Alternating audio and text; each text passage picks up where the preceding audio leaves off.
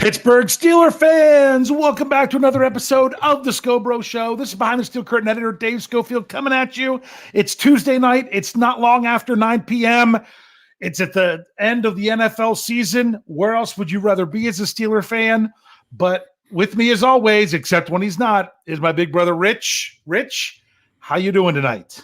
Hey, we get another week of breathing in the sweet smell of a Steelers victory. Yes, that is breathing in a sweet smell of the Steelers victory. But I just have to say, this is our first live show since Monday Night Football. I don't know how many of you were watching live or caught things later, but I was really looking forward to watching that game. So I don't always catch Monday Night Football because of how much I do football-wise otherwise with my family. But I was watching that one, and it was heartbreaking. The whole NFL, everyone, our hearts go out to Damar Hamlin and him and his family. It was a scary situation. I mean, same field, same hospital as the Ryan Shazier situation before. I mean, it was like that, but just to a whole new level. I'm really glad they didn't play the rest of the game. Still don't know how they're going to work that out. I doubt this game gets played. I don't know how they're going to work out the implications from it. But man, oh man, you've got to say it's scary, but man, that medical staff, they were there, they were on it, and we don't know the exact details, but I've got to believe that they saved his life. For everybody that says those staffs are there and are probably overpaid or, well, they've got it easy, that staff definitely showed why they're there and why they get paid last night. It's like car insurance. It's like home insurance. You hope you never have to use it, but when you need it, boy, you're glad it's there. That was and now they go through extensive meetings before every game. They have a plan for all these things, and you're just like, it would be so easy to just say, hey, we're here. This is what we do. Well, they were, man. I mean, the one time, and you hope it's only one time that you had a player that needed life-saving aid right there on the field. This is something I hope we don't ever see again, on any level. But that was so grateful for those professionals that were there to do that. So grateful for the way the Cincinnati Bengals handled everything. It's still kind of surreal right now. We're going to talk about the Steelers. That's what we're going to do. Mike Tomlin had his press conference today. But anything else you want to say there, Rich? Because we don't want to be insensitive about the situation. This is a really big deal.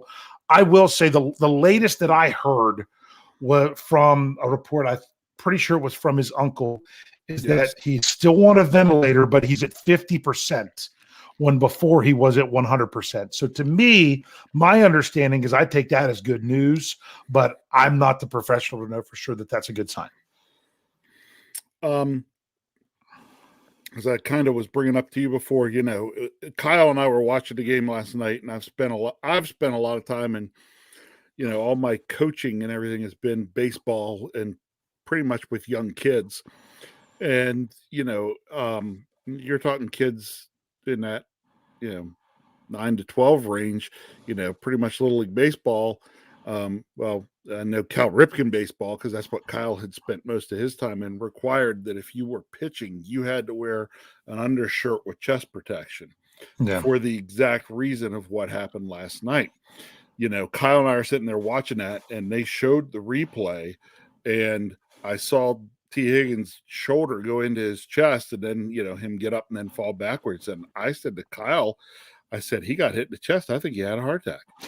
Yeah, I mean, it's one of those things that it's not like it was the hardest hit that's ever happened. It's just all about timing and circumstance and everything. Very unfortunate. But, there's a a lot of injuries are unfortunate, but this is unlike any that we've seen I before. mean, this could be an injury or something that happened where if that hit misses, a quarter inch to the left, to the right, up or down, we're maybe a not tenth having of a second earlier or later, right. based We're on his not heartbeat. having this. Yeah. We may not be having the conversation we're having right now. Yeah. But I'll tell you what, it was scary. It was because at one point Kyle then turns to me and says, "Did we just see somebody die?" Yeah, that was my fear. And believe it or not, my kids were waiting for me. I was finishing up an article for Behind the Steel Curtain. My two older kids were waiting for me. I asked them to keep the game on while I was finishing up my editing. Because then I was going to switch the game to my phone because I was going to watch something with them while watching the game on my phone. And that happened, and they were watching and everything, and they were concerned. But we're not medical professionals. We don't know exactly what happened. We don't know if we ever will know exactly what happened. All we know is that Damar Hamlin is in our thoughts and prayers. He's a Pittsburgh guy. He's a Pittsburgh guy. Central Catholic High School, University of Pittsburgh. Was it McKees Rocks? Is that the town I thought I saw he's from? Hold on, I'm trying to remember because coworker today. I think that's it. Coworker today. She had grew up around Pittsburgh, and so she was telling me where it was because she knew exactly where it was. Yeah.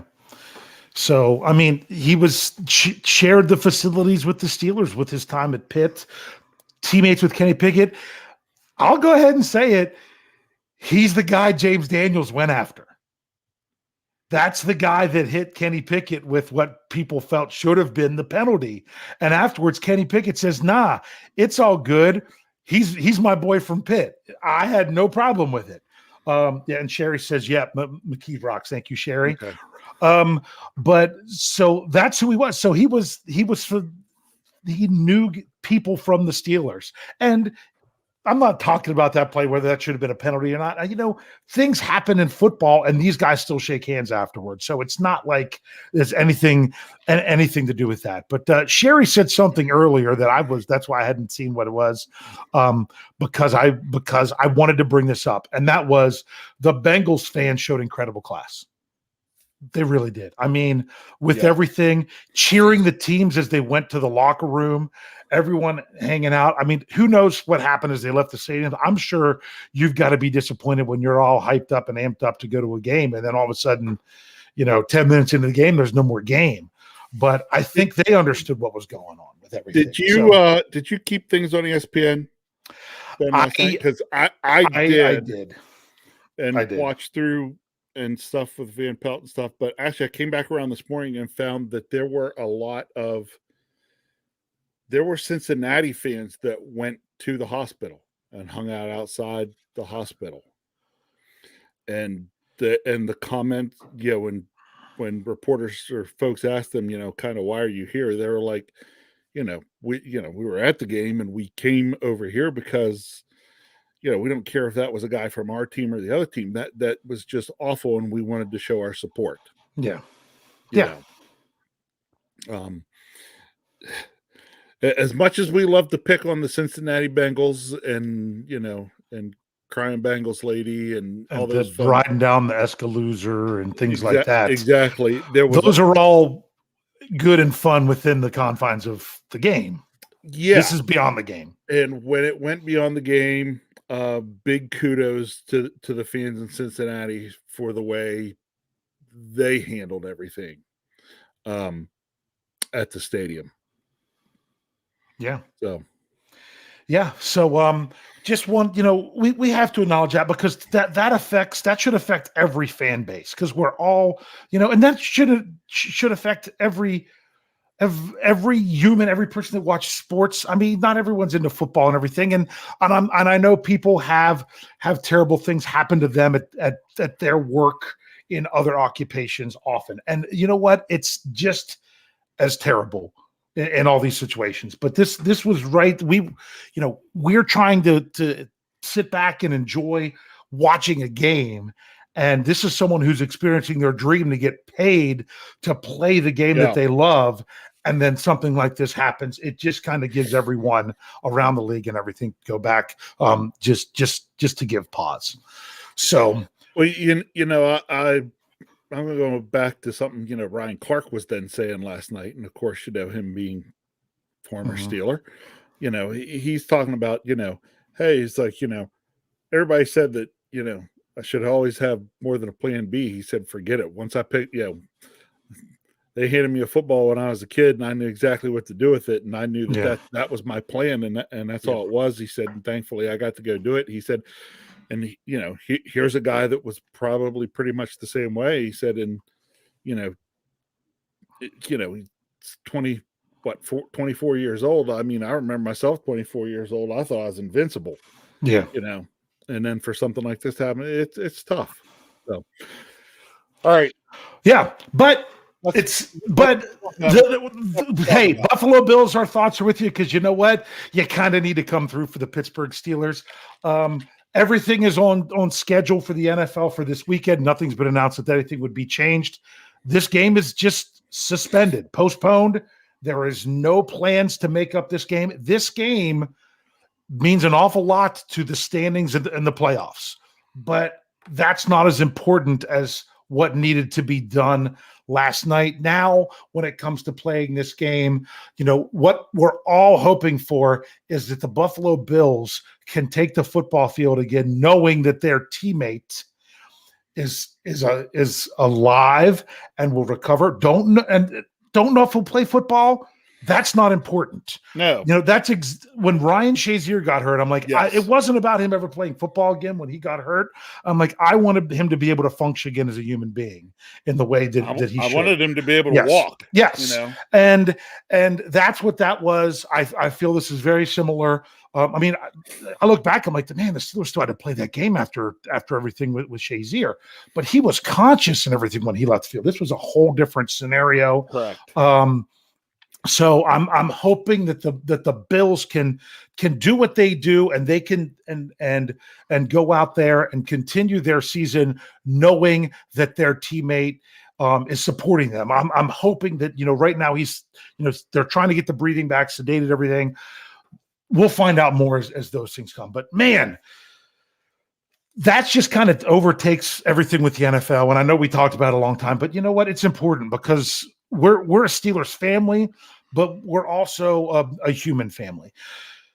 Man, that was a big win on Sunday night for the Pittsburgh Steelers. Oh my goodness, it sure was. Yeah. That 2 weeks in a row, I find myself throughout the game, I'm like, man, they're not putting themselves in a situation for this to really come through.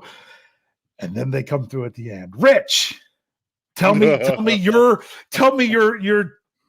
what is that? I guess it would be two-day-old knee-jerk reaction. Well, it was actually in the knee-jerk reaction article. I kept thinking at the end of the game, Steelers get the ball back, give Kenny a chance. And they got it back to one time, and we ended up having to give the ball right back. But we got it back a second time, and we started moving the ball. And I'm like, all right, here we go. And we get to third and 8. And I write in the knee-jerk reaction article, here we go. Are they just toying with my emotions? They came through last week, but I just don't know if they could do it 2 weeks in a row. At the very next play, there it is. Boom, touchdown to Naji. Yeah. And I was just like, holy cow, they did it again. Yeah. Well, and I liked how the Steelers, I didn't feel that it was so final. It's 3rd and 8. I'm like, they're going to go forward on 4th down. And not only that, they've got all 3 timeouts. Yes. If they don't get it there, they're still going to get one last crack at it. And I loved how they were managing the clock with it. I mean, when I saw timeouts, I was like, no, oh, wait, that's the Ravens. Good. Thank you. They kind of took that out of the equation for the Steelers, because when the other team's trying to call timeouts to save time, you shouldn't be using yours. But they had themselves in a situation at the end. And as I said on the post-game show, when I saw on Twitter the stat that the Ravens only had 3 first downs in the second half. Yep. I'm like, that touchdown was scored. I saw 3 first downs in the second half. I was like, they got this. Tucker's not even going to get a chance. I have a question for you. Yeah. The play that went for the first down on that last drive to Mark Andrews. Okay. Fumble, or was it correct that he had given himself up? Now, this is a catch-22 because the right call is that he gave himself up. The problem is the right call isn't always made. Ask Peyton Manning and the Steelers taking them down in the 2016 postseason. Wasn't that after was it that one? Because it was beat the Dolphins, or no? Was it no? That was, or was that 2015? I can't remember. When they were playing Peyton Manning and the Denver Broncos in the playoffs, and Manning like fumbled the ball, went down, gave himself up, and everyone stopped. And he stood up and threw the ball when they let it go. Right. That was the wrong call back then. This was the right call. And I will be honest with you. Here's my only issue. Okay, go ahead. If this is the second quarter, that's a fumble.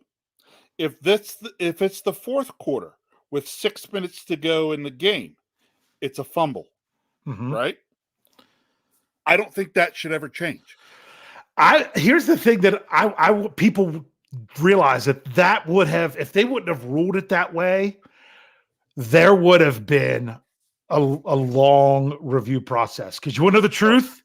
At the time they knocked the ball out of his hand, I'm not sure his second knee had completely come off the ground. I agree it was really close. It was really but close. It didn't matter because they called it that way. But that, you got to admit, there was some heads up playing going on of trying to skirt situations. That was wise of the Steelers. They're like, let's not touch him. Let's not touch him. My argument, the clock keep running. Now, the biggest problem I had to it too was he didn't stay down for any amount of time. He was down on the ground and started getting right back up. How did the Steelers know he wasn't going to run with the ball? Yeah. You know, that's our, how do we know he's not going to run with the ball? Yeah. Very true. If he would have got up and started running with the ball, would they have blown it dead and said, would they have blown it and said, nope, he gave himself up?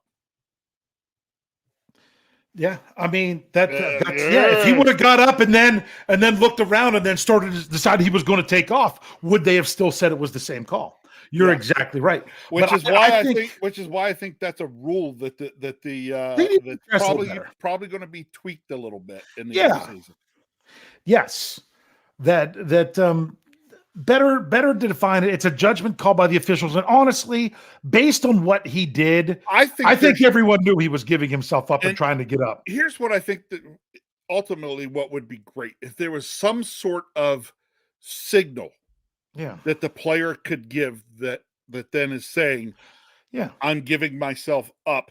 Then there's no question about it. Like a fair catch, you have a signal and exactly. Signal. Like whether it's you put your, you go down and then you put your hand up, or something like that. Put your hand up while you're still laying on the ground, for a second, and then get up. Even if it's the same fair catch signal, go down there, signal, wave it, something like that. Yeah. Then what that would do would be take the judgment call out of the official's hands. Yeah. I mean, that's something that they could tweak. Did it end up not mattering? No, it didn't matter because Minka picked off the next pass. But and it would have been that was the next pass because they spiked the ball, right? Yes. So technically it was 2 plays, but it was one. It was the next real pass attempt. Yes. Yeah.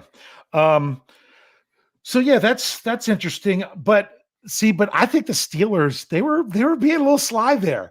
Hey, they know that the time's running. Let's wait till he starts to get up and then take the ball and try to knock the ball out. Yes. Rather than just touch. And you know why you don't touch him in that circumstance?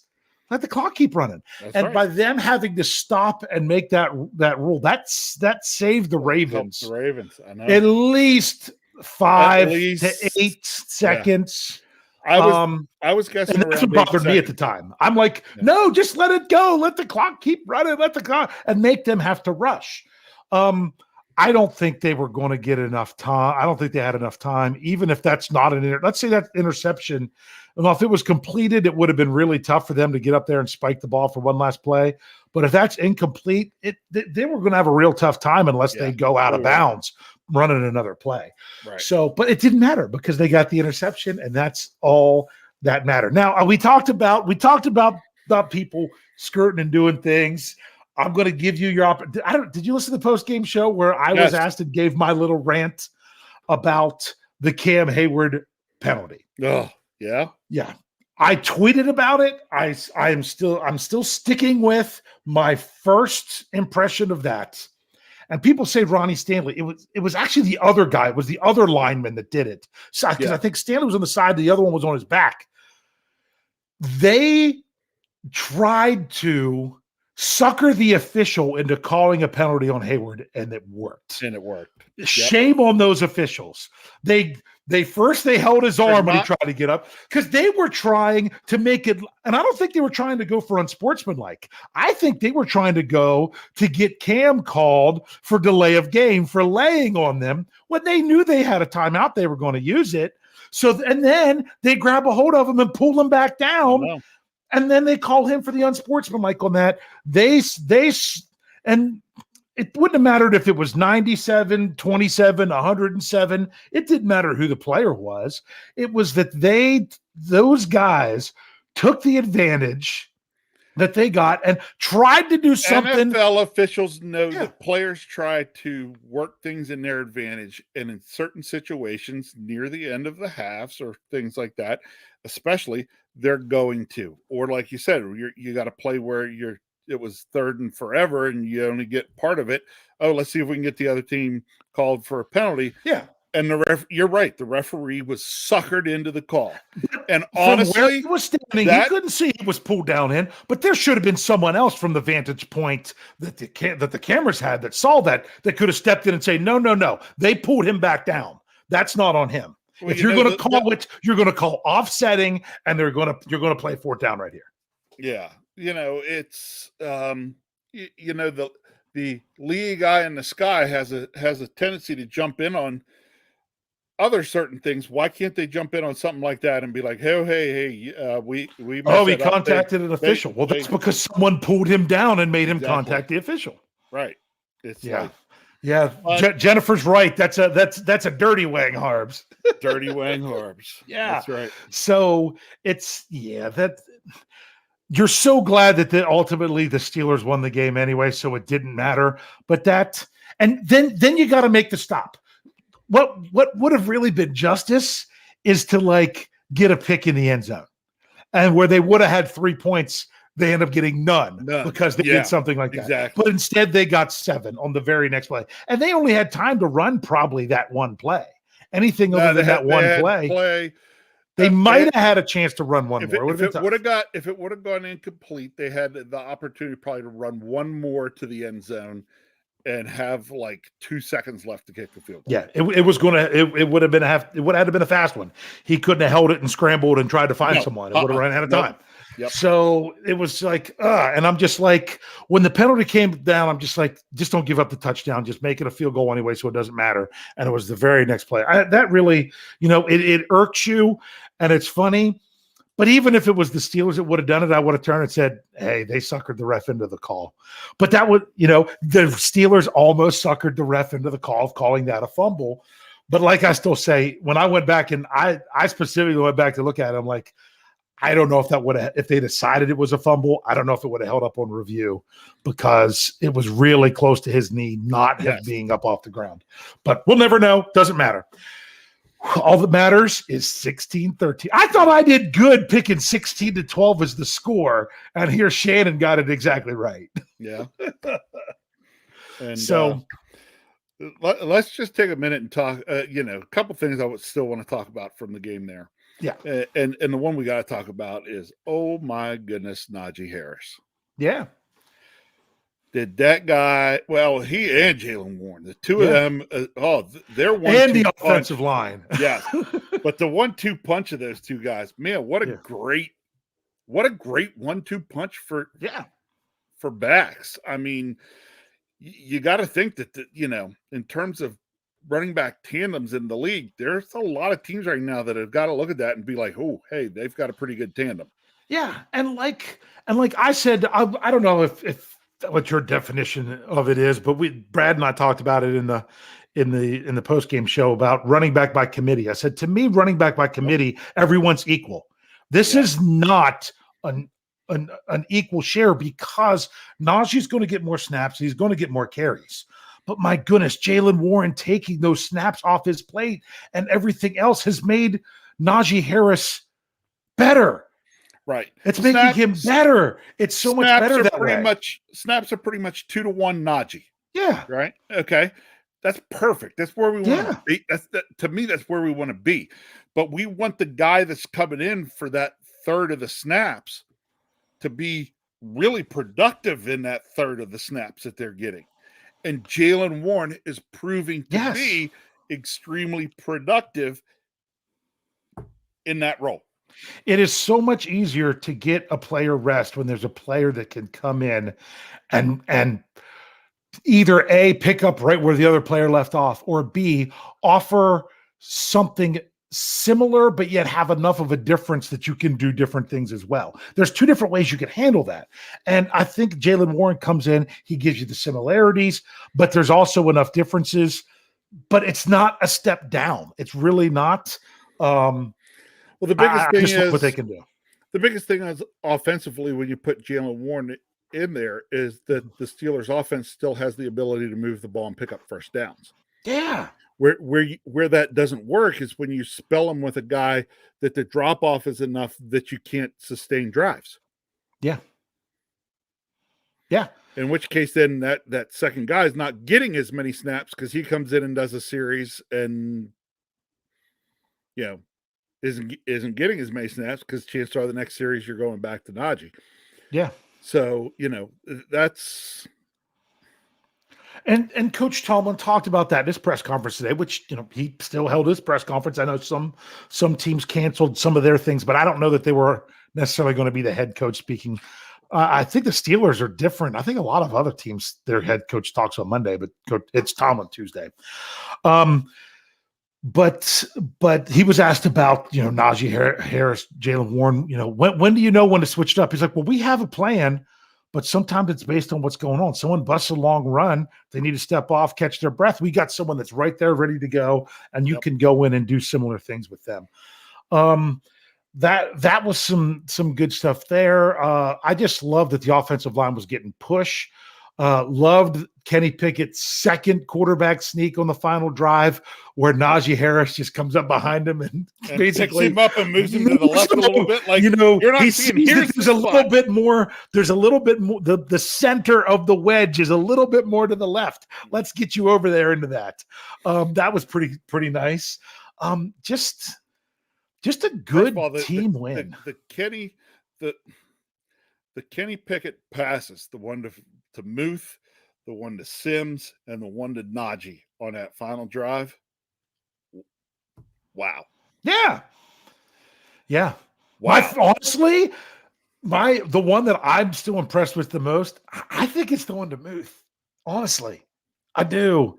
That one where he, rolling left like he does, but it was further downfield than he had to throw the one. It was 20 yards downfield. And he did the smart thing by not leading Muth. He threw it and forced Muth to stop. Because if he throws it where Muth keeps moving, he's throwing it into coverage, and that thing maybe gets broken up. Yep. And to be able to see and do all that while moving left and having to turn his body back and make that throw, that was pretty impressive. But I also, who was it? KT that did the some of that film breakdown this morning? Yes. Yeah. I liked what he did showing for on the Naji touchdown pass. Then how actually sending Naji in motion gave Kenny the whole, allowed him to see they were going to be in man coverage.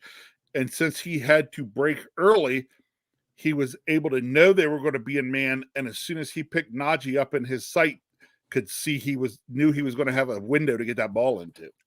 I'll be honest with you. I don't think he had to roll left.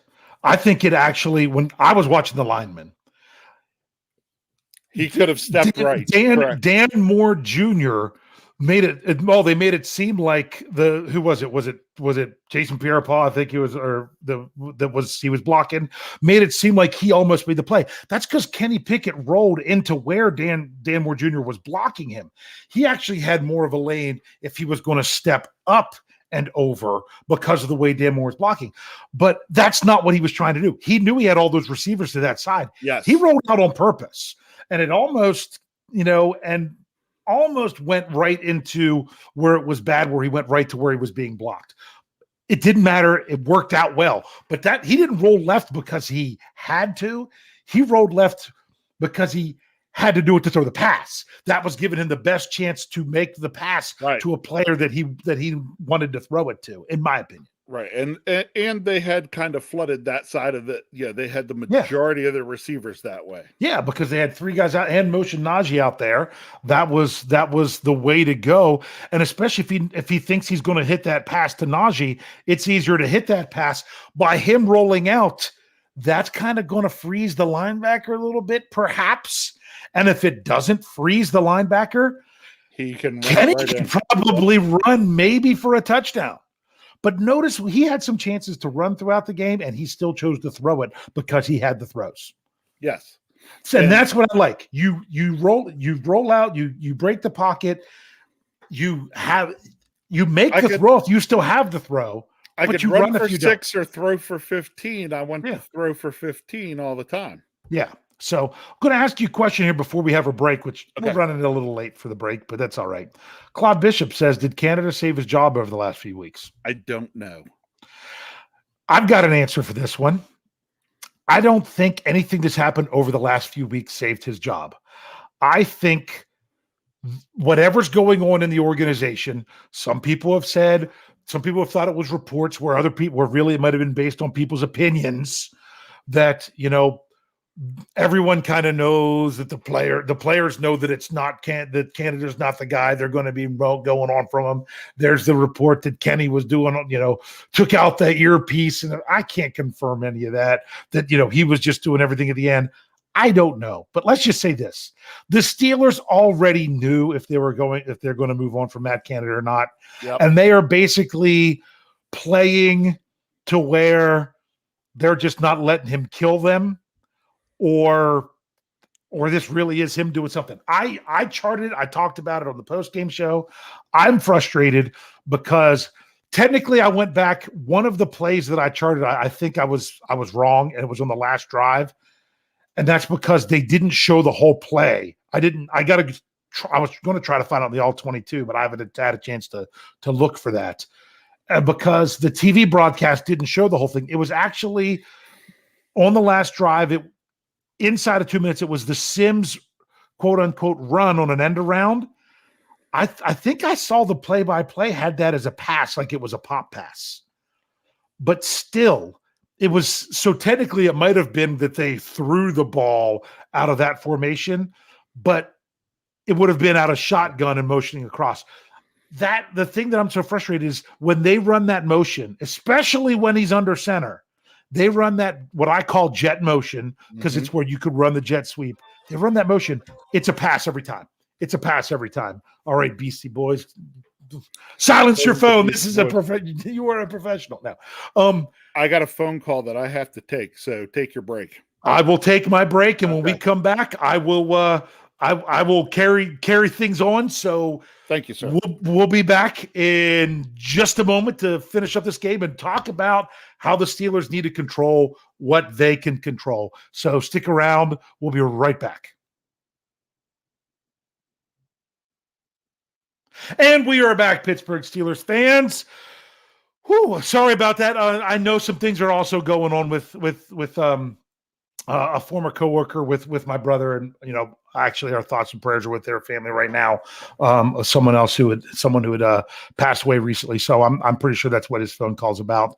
But now you get me big on the screen talking about this. The Steelers need to control what they can control. That's what they did this past week. Honestly, if the Dolphins would have won, the Dolphins would have won.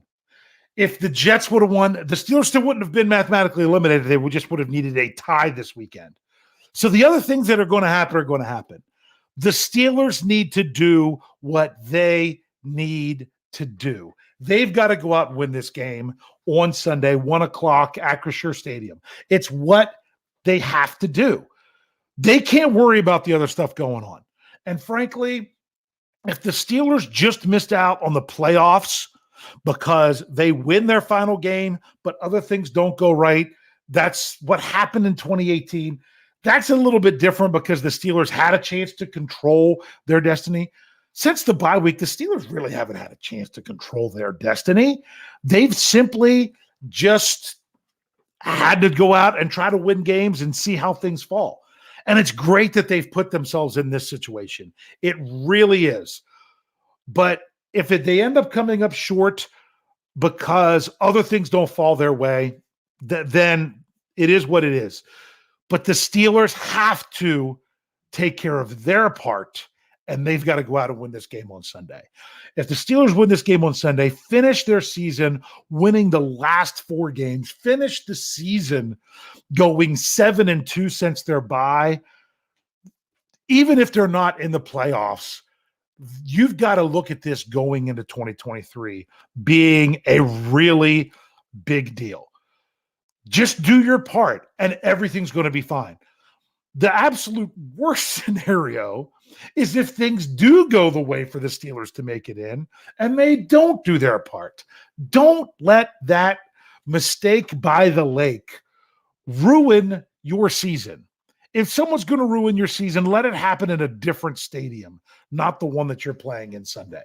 So that's why the Steelers need to control what they can control. They did it Sunday night. All the Steelers could do was go out and win their game for a chance for the last week to mean something, and they did. Now, in case you're not sure, in case you don't know what's going on, the Steelers, they need 2 other things to happen. They need the Patriots to lose to the Bills, and they need the Jets to beat the Dolphins. Now, are these things going to happen? That's why they play the games. As the favored team? I don't know that there's even a line for the Bills game right now because of what happened Monday night. It's hard to judge anything what's going on there, but those guys have some really important things to play for. But at the same time, you also have to say how important is a football game right now with everything going on.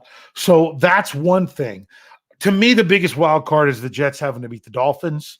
I don't think that Tua is going to play this week. There's a chance that he does. I don't know.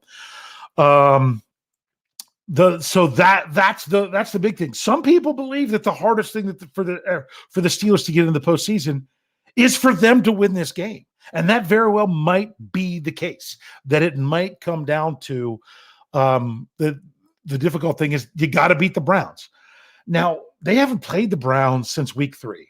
And that game, you could chalk that up to one of the Steelers' bigger losses of the season. But you got to remember they gave up 6 points on a final play where they were trying to make some magic happen that wouldn't have otherwise. They were down by 6, and they were doing backed up inside their own 10, blah, blah, blah. The fumble occurred. It wasn't a fumble. It was that they were trying to do all the laterals and all that other stuff. But, man, these are 2 different teams. Look at the Steelers. Different quarterback, and the reigning defensive player of the year is back. Not only is he back, he's more into form and feeling like himself by his own admission at this point of the season. But then again, the Browns are also a team with a different quarterback. But they're eliminated, so they don't really have a lot to play for, other than saying we don't want to be last in the division. If they win this game over the Steelers, then they own the head-to-head tiebreaker, and they get the third in the division, and the Steelers end up fourth in the North. It is what it is. But if you look back at this, look at what the Bengals have done. Not the Bengals. I'm sorry. What the Browns have done since Deshaun Watson's taken over quarterback. The most points they've scored was 27 against Houston the first week. But out of those 27 points, there was 2 defensive touchdowns, a special teams touchdown, and a field goal that they were set up with the ball in field goal range and did not get a first down and had to kick. The offense they only had 1 field goal that they had where they even got a first down in order to get into field goal range for the whole game. And that was 27 points. Okay. And they beat Houston. They scored 10 against Cincinnati. They beat the Ravens 13-3. But then again, it was 13 points. And the Ravens had a bunch of turnovers in that week coming off the big win over the Steelers. They lost to the Saints, only scoring 10 points. They turned around. They beat the Commanders this week, scoring 24 points. But like Jeff Hartman said, if Carson Wentz is your quarterback, I'm not betting on you to win. I'm not betting on you to win. So that's what the Browns have really done offensively since they made the quarterback change. It really hasn't been. They had more offense this past week than they have all season. But the defense, it stepped up. 14 points, 23 points against the Bengals, 3 points, 17 and 10. They're kind of doing this how the Steelers are, where they're just trying to, low scoring games, keep everything going, all those things going on. So, I've been talking, but I do that all the time. We might have Rich back with us here soon. We'll see if and there he is. Whoop! Except I don't have a sound. Don't have a sound from you. Sorry about that. Sorry about that. There you are. There you are. Yeah, sorry about that. Some work stuff has popped up here. So, yeah. But, it ended up being a busy work week because we had 6 different sprinkler lines freeze and break. So this was current work. This wasn't, and I thought might have been something else. Okay. From not from what I told you earlier. Yes. So what I was talking about how this. What do you judge the Steelers season being a success? Do you think if it doesn't work out that they make the playoffs, can you still see the Steelers season as being a success? What would it take? I feel like we're already there, considering there were already some folks out there that thought the Steelers were a 4 or 5 win team. Yeah. So does it go a long way of the Steelers taking care of their own business and winning their game and just let the other chips fall where they may? Yes. If the Steelers win their game, then they did enough that they did what they needed to do by the last week of the season to have a chance to make the playoffs. If it doesn't work out, it doesn't work out. But I don't necessarily judge success in that way. Yeah. My honestly, I could almost say everything for the Steelers has been successful just based on the fact of what we got from Kenny Pickett in the last 2 games for game-winning drives. You could make an argument that we saw enough there, and that in the second half of the season, the Steelers' defense has been much improved. Yes, we had the letdown against the Ravens at home. But that was still only 16 points. I know. Yeah. So, is there a lot that could be said that the Steelers season is a success here no matter what? Yeah, you could argue that in some ways. There's always an argument as to whether or not you could deem it a success or not. Everybody has their own definition of what that is. Exactly. That's why I'm asking you for your definition. In my definition, I'm feeling that, considering this was to be a rebuild, a rebuild, we're coming in, going to have brand new quarterback, started with Mitchell Trubisky, then into Kenny Pickett, and kind of what has gone on with that, and what the second half of the season has been. I'd say yes, but it's pretty much been a success. Yeah. I've been saying it for weeks where I've said I don't have lofty expectations of the Pittsburgh Steelers making the postseason. I just wanted them to be in the hunt as long as possible, and they've done it. And they've left themselves in the hunt as long as possible. And you know what happens when you're in the hunt as long as possible? It comes down to the last week of the season, and you have a chance to still make it. Yeah. And that's, to me, 2-6 at the bye. That's fantastic. That is a testament to the growth of these players. That is a testament to these coaches. Maybe not all of them, because like I said, we don't know exactly what's going on in behind the closed doors. Maybe it's some because of what they do, and maybe others it's in spite of. But we'll get a better idea from that when we see who's still around next year.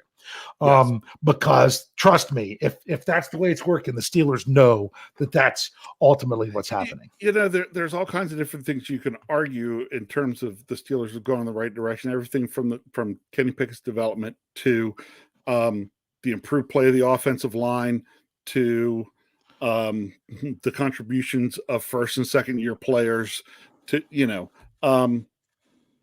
there's a lot of different things you can look at that are positive. Now, can you also turn around and say, well, yeah, but there's still a lot of work that needs to be done? Sure you can. Mm-hmm. Which is why the Steelers right now are just, playing for their life and hoping to make the playoffs and not sitting up at the top at a 1 or 2 seed. That's right. Because do you know what we're doing? Playoffs? Don't talk about playoffs. You kidding me? Playoffs? We would say it for a while, like, oh, we're the playoffs. Until you're eliminated, it's great to know that it's there.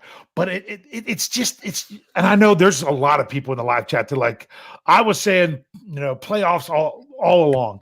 If something would have happened this past week, if one of those other games that didn't involve the Steelers didn't go their way, it still would have been. It wouldn't have changed as much. It just would have changed our disappointment. It's so exciting. It's exciting to know that there's the possibility. I mean, the reason I don't know that it's going to happen for the Steelers is because it shouldn't have happened last year, and it did. I mean, my goodness, how in the world did a 1-win team knock off the Colts? I mean, bad. Yeah. Beat them bad. And then 2 teams, because the NFL screwed up the schedule and never imagined that the Colts would have lost that game, that the 2 teams playing on Sunday night could have agreed to a tie, and luckily they didn't. And then that's how that was a big deal. The Steelers made it in, and I wanted to see one more Ben Roethlisberger game as much as anything.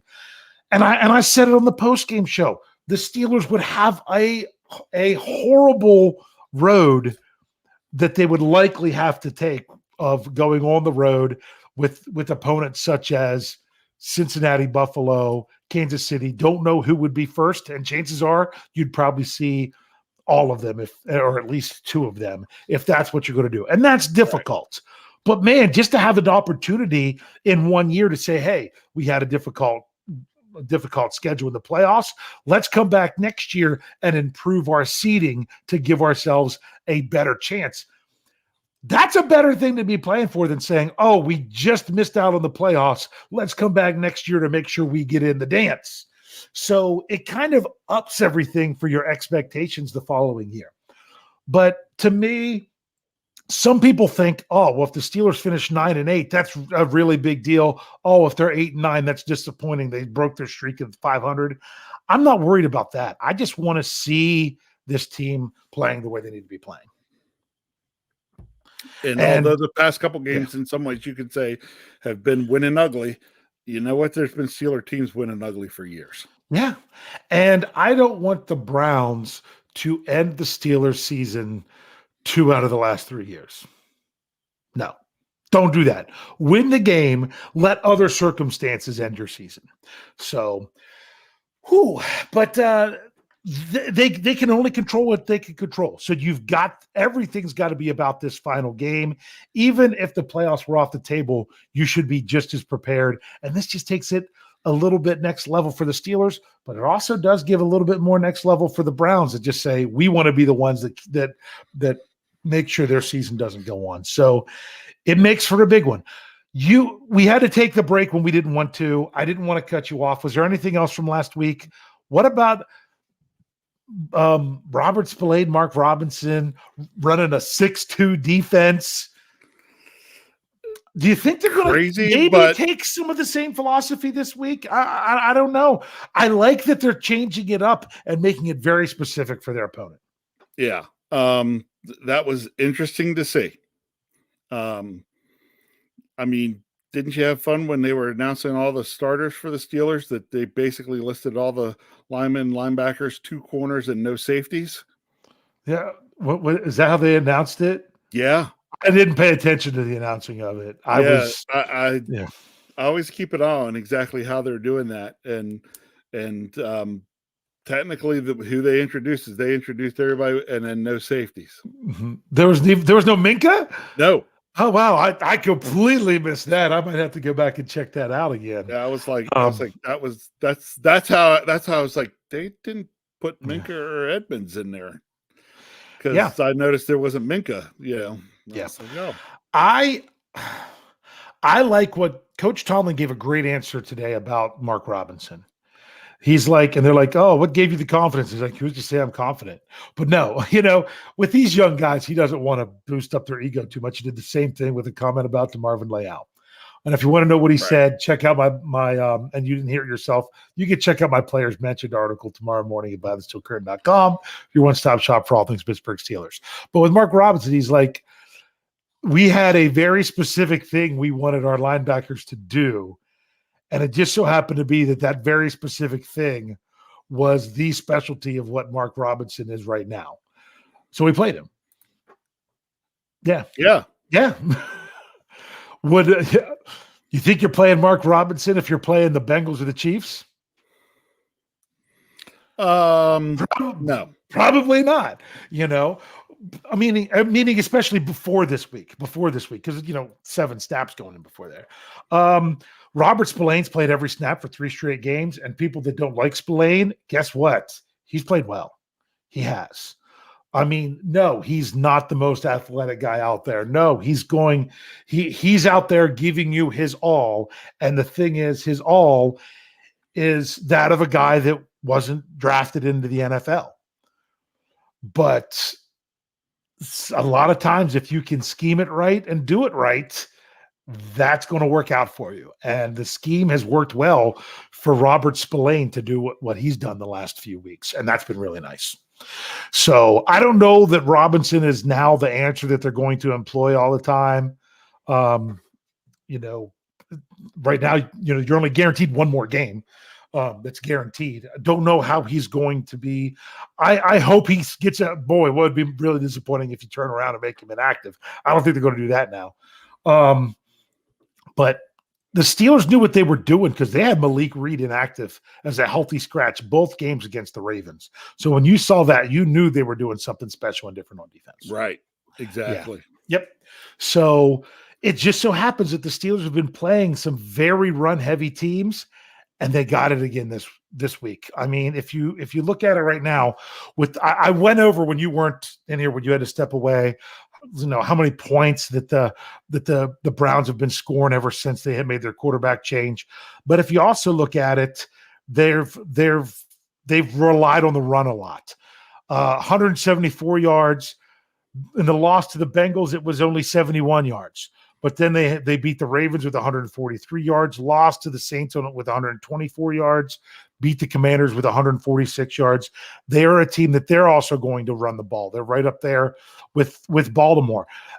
They've been getting a very even split in their yardage. If you look at the last 3 games, and I'll break this down more on Stat Geek, you have almost a 100% even split in passing yards and rushing yards by the Browns. So it's another team that kind of fits that mold. So we'll see what happens. I think it's time to get to your score and bring them up and get out of here, unless there's any other thing you want to say before we do that. No, let's go to her. All right, Rich. So one last time for sure. Boy, it'll be nice if we get to do this again next week, but we got to see how everything falls out. But now we know we're doing it right now. What is your score for Sunday, 1 o'clock? You're going to be there. I'm going to be going through a 2-year undefeated streak for myself at Heinz Field / Acrisure Stadium. Because it was both, because it was last year, this year. Correct. Yep. Then I'm going with the Pittsburgh Steelers 22, Cleveland Browns 14. All right, 22-14 is your score. Everyone, I know you're ready for the score, and it is in there. Great one. Thought he had it timed up perfect. But he just missed it. So rules are I can't bring it up. That's right. I can't. Put it in again. You have to tape it again. You missed it by probably a fraction of a second. So get him rolling. Right. There we go. Thomas Riley. Yep. So it jumped on me. Sorry. He has Steelers 17, Browns 17. Steelers go 8-8-1. last week too. Someone else had a tie early on last week, if I can remember. Gabriel Golden. Did I get an email from you during the show? Gabriel Golden, I think he might be in section 122 here on Sunday, Rich. So you might have to see about that one. Part of the 122 crew. 122 crew. Gabriel Golden says 24-12 Steelers. Brian Brown has 2017 Steelers. And like I say, if you don't have a team name, we assume you mean Steelers. Steeler Chick 46 has 21-17 Steelers. Claude Bishop, 20-10, black and gold forever. Okay. Rob Fitoff, 24-10 Steelers, and says it won't really be that close.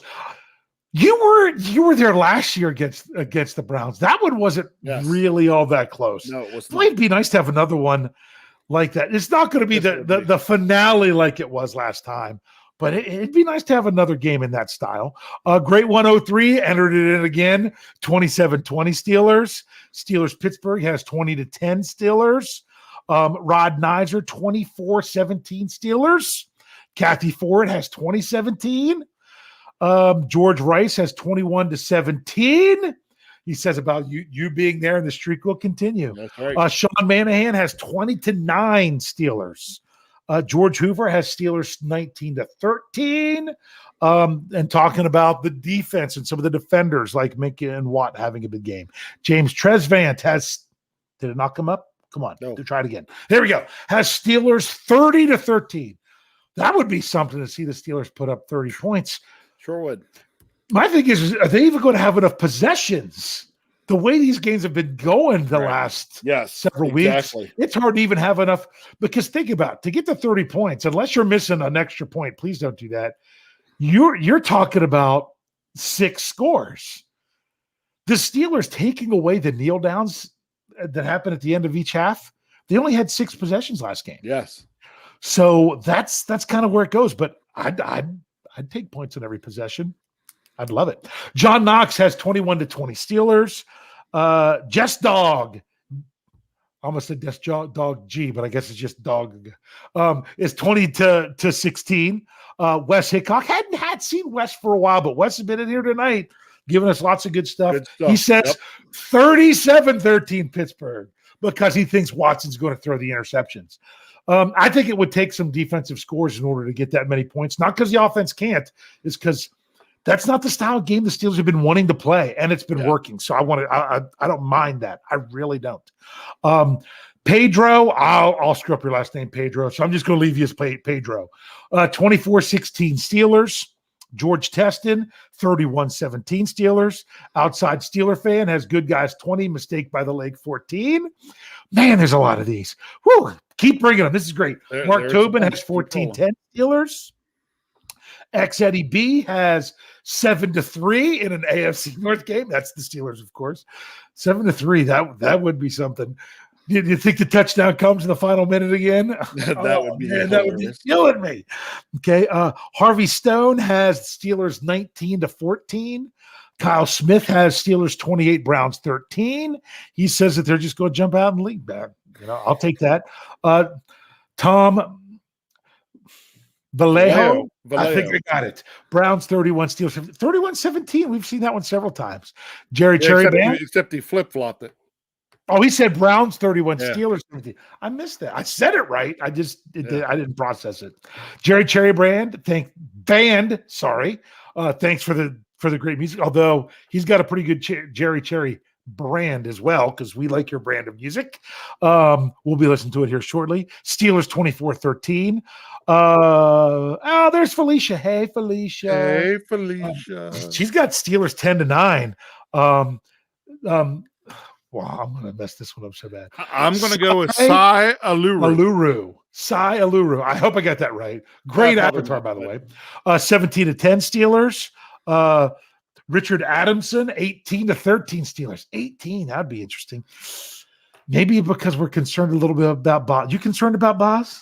Yeah, a little bit. He's missed kicks in 3 of the last 4 games. I know. Since he's come back. We'll see. I just don't want it to. I don't want it to be a difference maker in the game. Super Fresh says 27-13. That would be Steelers. Man, it keeps jumping on me.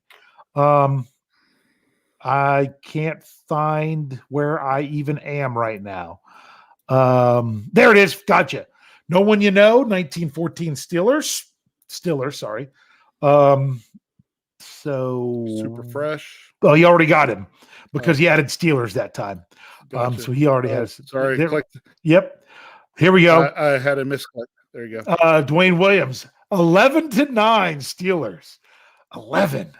Wait, what was that? I remember that infamous Tampa Bay Rams game back in the day with was it Bert Emanuel, where they had to change the rule because he was completely holding the ball. But he touched the ball on the ground because he was diving, and they said it was an incompletion because the ball touched the ground, even though he had control. That score had an 11 in it. I remember it. That was a long time ago because you don't see many 11s. So 11-9, especially 11s on the victory side of that. That's pretty good. Demetrios has 24-17 Steelers. Let's see. There we go. Terry Bittinger has 24-13 Steelers. John Walter has 17-9 Steelers. Jerry Frazier has 16-13 Steelers. Ron Schultz has 35. I almost said 5. I messed it up. 35-3 Steelers. Sherry Richards, got to get Sherry's in there. 23-20 Steelers. Jennifer has 27-10 Steelers. Let's see. And then and she thinks TJ is going to get 3.5 sacks to tie Harrison's record. We thought that record would be going down for sure this year, but man, people talk about, if they would have gone to Kenny Pickett sooner, just imagine if TJ Watt doesn't miss 7 games. Big difference there. Victor, I'm not even going to try to get that one right. 20-13 Steelers. What's that? Trapolzi. Yeah. Now he said maybe in overtime. I'm going to correct you.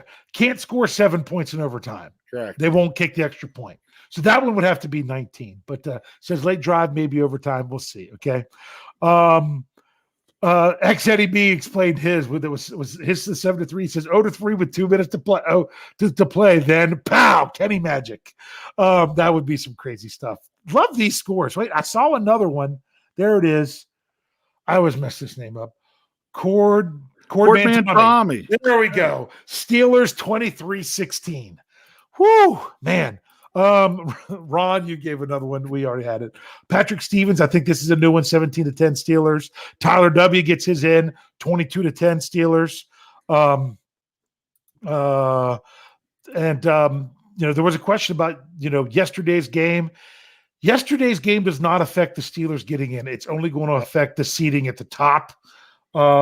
So that's one thing you don't have to worry about how they're going to ultimately do that. I don't know how they play that game, but I don't know how they figure it out by not playing that game. It's going to be crazy. Tom Tom Fair says 21-10 Steelers. Man, I don't know if we've ever had this many scores before. Okay. Sean Manahan has 11-10 in 08 against the Chargers in the regular season game, I believe, as well. That's crazy. That was just giving us history. Yeah. Here, Dennis Pavlak. Okay. 23-10 Steelers. No, Woo! 19. 23-19. I say 10. Yes. 23-19. 23-19. 23-19. My eyes are fatigued from these scores, but my goodness, you all came through tonight.